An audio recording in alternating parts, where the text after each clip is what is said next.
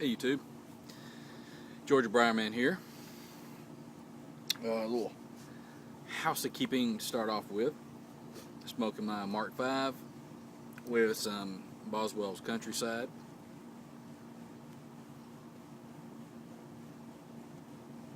If you hadn't had a chance to try that, I would try it.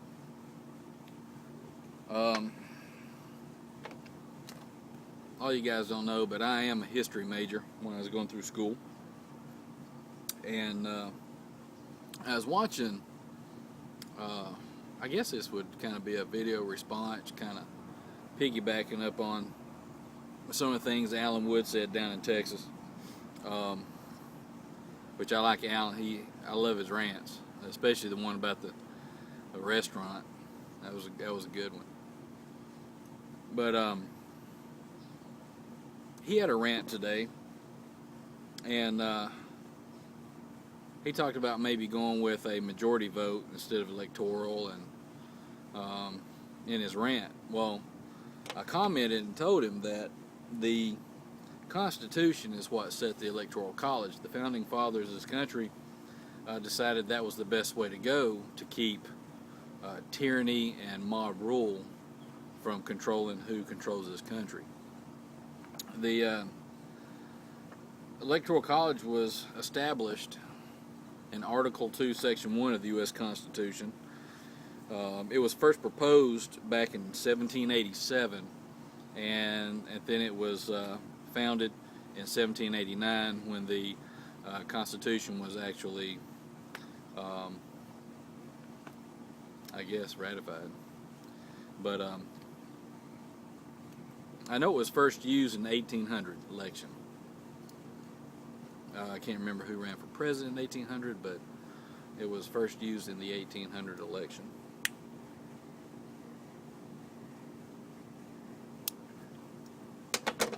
Well, to give you guys a little information, I did print something off, and this is something that I hear a lot of people talking about, and sometimes I have to tell them, like, guys, you don't know what you're talking about when it comes to just a popular vote, majority vote across the United States, period. A lot of things people don't understand, they don't take in consideration. The Electoral College was founded that gives every state almost like an equal say in based on population. As far as, well, how would I say this? Here's an example. Say the state of Texas and all the Midwest states, even the eastern states, matter of fact, all the states in the United States except for California, had a total of, just for shits and giggles, had a total of 2 million population. Well, California, say they had 6 million population. Every year, the election will be decided by the state of California, leaving everyone out to dry. So, just to give you an idea, this actually is very great information, and this information I found very intriguing when I was going through school. But I pulled this up out of one of my books. You know the little CDs that you get in your history books? Well, if you went to college, now they got little CDs that you can read off. Anyway, the Electoral College. What is the Electoral College? The Electoral College is a process, not a place. The Founding Fathers established in the Constitution as a compromise between election of the presidency by a vote in Congress and election of the presidency by a popular vote of the citizens. The Electoral College process consists of the selection of electors, the meeting of electors where they vote for president and vice president, and counting the electoral votes by Congress. The Electoral College consists of 538 electors. A majority of 270 electoral votes is required to elect the president. Your state's entitled allotment of electors equals the number of members in its congressional delegation. one for each member in the House of Representatives, plus 2 for your senators.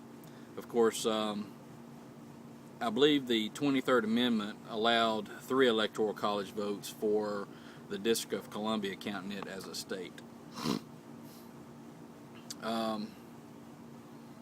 Each candidate running for president in your state has his or her own group of electors.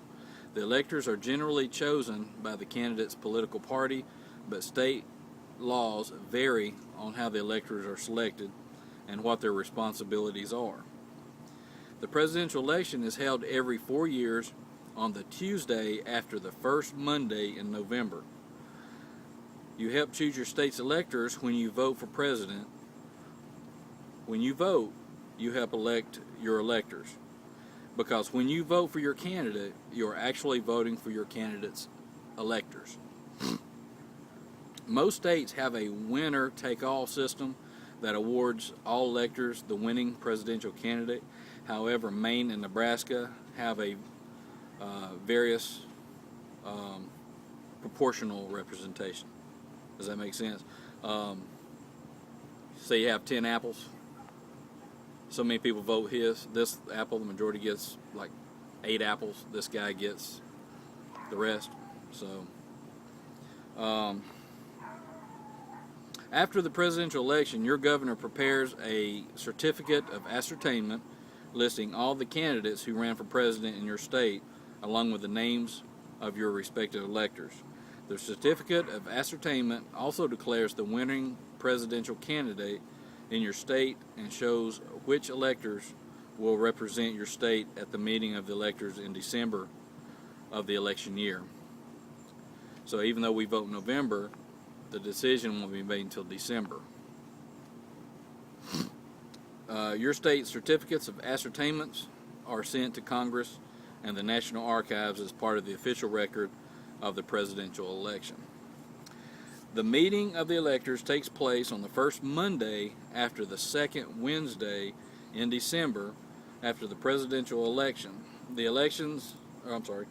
electors meet in their respective states where they cast their votes for president and vice president on separate ballots. Your state's electors' votes are recorded on a certificate of vote, which is prepared by the meeting of electors. Your state's certificate of votes are sent to the Congress and the National Archives as part of the official record of the presidential election. Each state's electoral votes are counted in a joint session of Congress on the 6th of January in the year following the meeting of the electors. Members of the House and Senate meet the House chamber to conduct the official tally of electoral votes. The president the vice president as president of the Senate presides over the count and announces the results of the president. The president of the Senate then declares which person, if any, have been elected president or vice president of the United States. The president-elect takes the oath of office and is sworn in as president of the United States on January 20th in the following year of the presidential election. I hope this makes sense. I don't know how the way I can put it to a lot of people. Alan, I'm not trying to pick on you. I mean, I really enjoy your videos. As a matter of fact, I've got a link to your radio station. I listen to it all the time on my desktop. But this is a video, sort of, I guess, a video response to you, but mainly to all those people who are hollering, "Hey, we need a majority vote. We need a majority vote." Our founding fathers were brilliant. They're very intelligent about how they founded this country, and there is, I'm getting come up on 9 minutes. There is a little tidbit of information that I found that was pretty intriguing when I started uncovering some things about electors. Did you know the electors don't have to vote for who gets the popular vote in that state? A lot of state laws say they have to, but there's other provisions in the Constitution that says they don't have to vote for who we vote for. But that's only in times of, say, for someone who's run for a president who rebels against the United States, commits treason, who's trying to destroy the country. They might be an ex-Nazi, or someone who is found to be not qualified to be a president. There's some other things. That provision was established basically after not World War II, after the Civil War. A little tobacco. Was established after the Civil War to try to keep some rebel rousers at bay, if you will. I have this whole section about electors, who selects electors, are there restrictions of electors. I'm going to go down to are there restrictions of electors, who they vote for.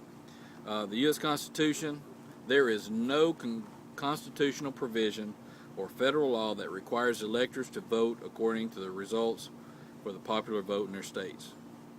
That's pretty significant in my opinion.